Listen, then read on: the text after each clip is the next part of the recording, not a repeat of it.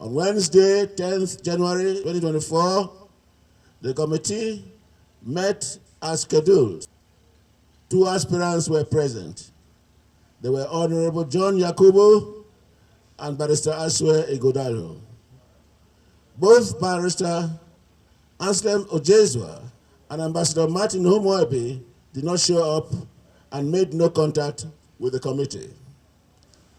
Honorable John Yakubu addressed the committee to convey the outcome of his wide consultations that he had made, which resulted in him laying down his gubernatorial aspiration.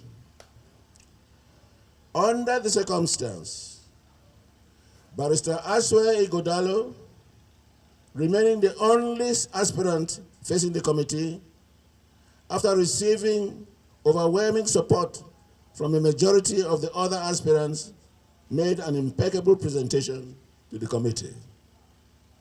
Accordingly, the committee unanimously accepted him, and we are hereby recommending him as the consensus aspirant for the PDP Edo Central Senatorial District to contest the PDP ticket for the Edo State gubernatorial election 2024.